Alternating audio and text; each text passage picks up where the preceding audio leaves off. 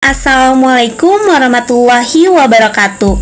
Halo semua, kami dari kelompok 7 akan membahas materi tentang simulasi pada manajemen operasi.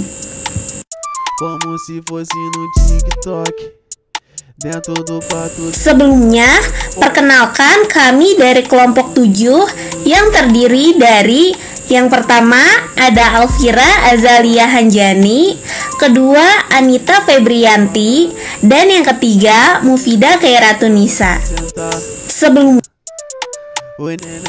Apa sih yang kalian ketahui tentang simulasi pada manajemen operasi? Simulasi adalah proses yang diperlukan untuk operasionalisasi model atau penanganan model untuk meniru tingkah laku sistem yang sesungguhnya. Simulasi memiliki kelebihan dan kelemahan. Kelebihan pada simulasi terdiri dari yang pertama, simulasi secara relatif sederhana dan fleksibel. Kedua, simulasi dapat digunakan untuk menganalisis situasi dunia nyata yang besar dan kompleks. Ketiga, kerumitan dunia nyata dapat dimasukkan di mana kerumitan tersebut tidak dapat diatasi oleh sebagian besar model MO lain. Sebagai contoh, simulasi dapat menggunakan distribusi probabilitas maupun yang diinginkan oleh pengguna dan tidak memerlukan distribusi standar. Keempat, memungkinkan adanya faktor pemadatan waktu. Efek kebijakan MO selama bertahun-tahun atau berbulan-bulan dapat diperoleh dengan simulasi komputer dalam waktu singkat.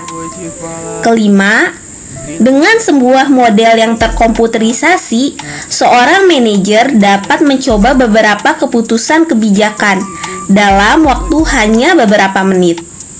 Keenam, simulasi tidak bertentangan dengan sistem dunia nyata. Dan yang terakhir, ketujuh, simulasi dapat meneliti efek interaksi antara komponen individu ataupun variabel untuk menentukan komponen atau variabel yang penting.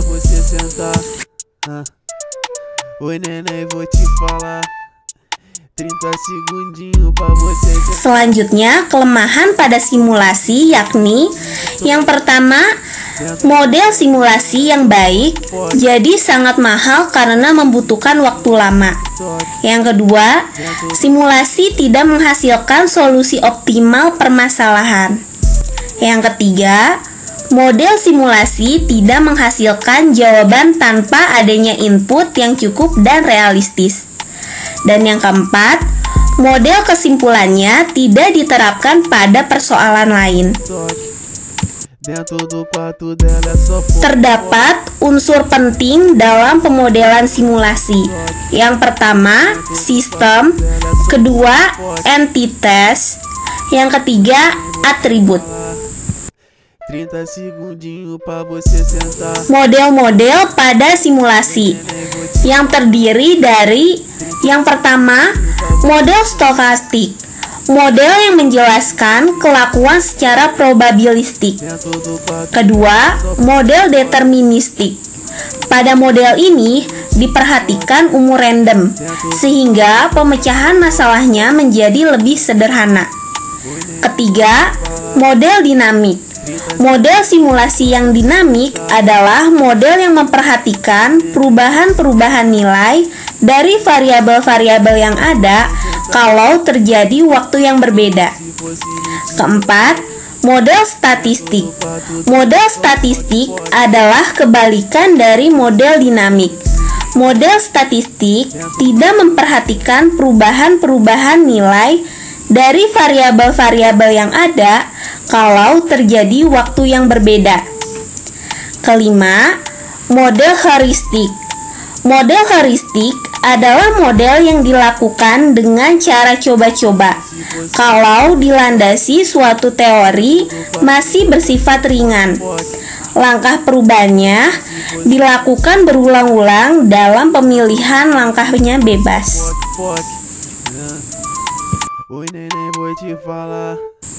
Selanjutnya, ada simulasi Monte Carlo. Apa sih yang kalian ketahui tentang simulasi Monte Carlo? Simulasi Monte Carlo adalah sebuah simulasi untuk menentukan suatu angka random dari data sampel dengan berdistribusi tertentu. Dasar simulasi Monte Carlo adalah mengadakan percobaan eksperimen pada elemen-elemen probabilistik melalui sampling acak. Simulasi Monte Carlo memiliki tujuan, yakni menemukan nilai yang mendekati nilai sesungguhnya atau nilai yang akan terjadi berdasarkan distribusi dari data sampling. Atau menurut pendapat ahli, simulasi Monte Carlo tujuannya adalah untuk menentukan bagaimana variasi random atau error mempengaruhi sensitivitas.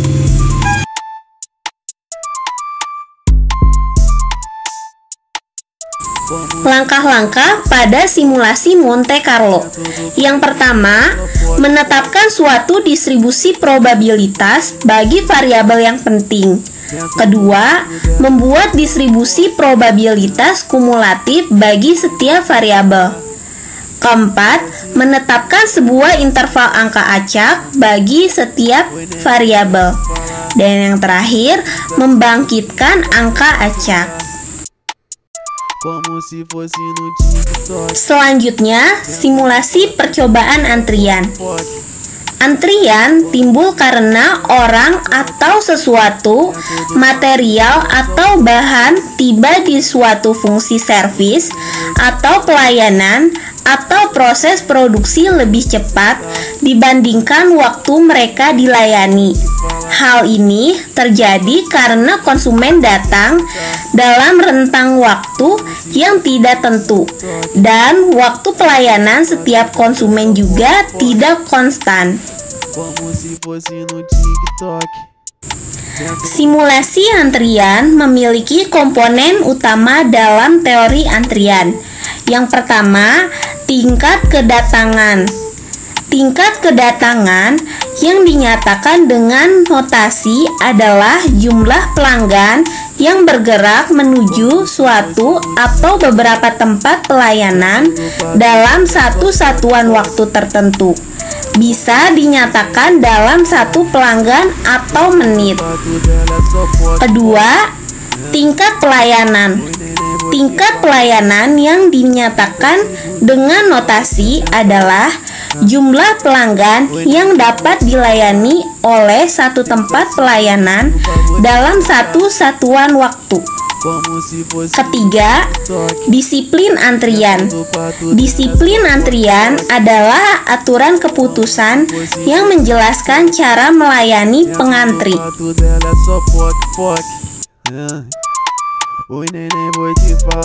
Terdapat 5 bentuk disiplin pelayanan yang bisa digunakan. Yang pertama, first come, first serve, yaitu pelanggan yang pertama datang, pertama dilayani. Kedua, last come, first serve, yaitu sistem antrian pelanggan yang terakhir datang, yang pertama dilayani. Ketiga, service in random order, panggilan berdasarkan peluang acak. Keempat, shortest operation times, yaitu sistem pelayanan yang membutuhkan waktu singkat. Yang kelima, priority service, pelayanan yang diberikan kepada pelanggan yang mempunyai prioritas lebih tinggi dibandingkan dengan pelanggan lain.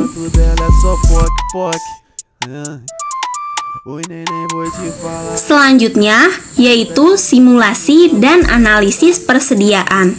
Menurut Syukur tahun 2009, persediaan adalah segala macam barang yang menjadi objek pokok aktivitas perusahaan yang tersedia untuk diolah dalam proses produksi atau dijual pada perusahaan dagang tertentu saja.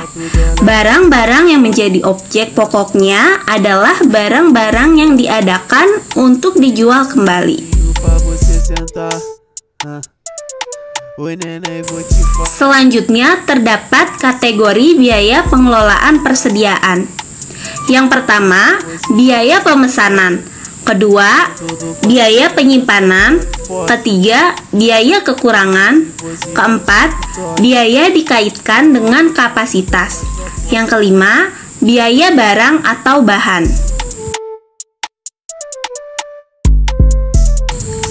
Adapun beberapa metode untuk mengendalikan persediaan. Yang pertama, minimum stock level. Kedua, stock review. Ketiga, just in time. Keempat, reorder lead time. Kelima, economic order quantity. Keenam, batch control. Simulasi persediaan memiliki fungsi, yakni fungsi decoupling, memungkinkan operasi-operasi perusahaan internal dan eksternal. Selanjutnya, fungsi economic load seizing. Perusahaan dapat memproduksi dan membeli sumber daya dalam kuantitas yang dapat mengurangi biaya-biaya per unit. Selanjutnya, yang terakhir, fungsi antisipasi. Persediaan yang diperlukan untuk mengisi kekosongan yang ada pada saat tertentu. Selanjutnya, peran komputer dalam simulasi. Komputer sangat penting dalam mensimulasikan tugas yang kompleks. Komputer dapat membangkitkan angka acak, mensimulasikan beribu-ribu periode waktu dalam hitung detik atau menit, dan memberikan laporan bagi manajemen untuk membuat pengembalian keputusan menjadi lebih mudah.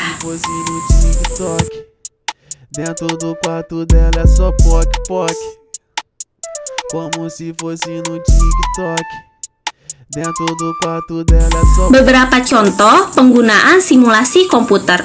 Yang pertama, pelatih operasi bagian pemadam kebakaran di kota-kota besar. Kedua, pengalokasian berbagai sumber daya pada rumah-rumah sakit besar. Ketiga, sistem transportasi kota besar di mana urbanisasi cukup tinggi. Terakhir, aplikasi program komputer Excel untuk Monte Carlo.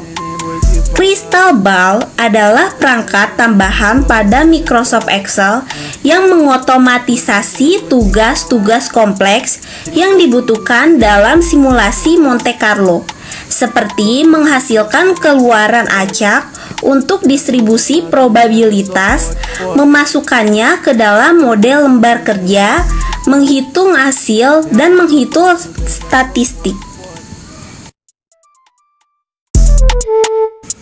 Segitu saja pembahasan dari kelompok 7 mengenai materi simulasi pada manajemen operasi.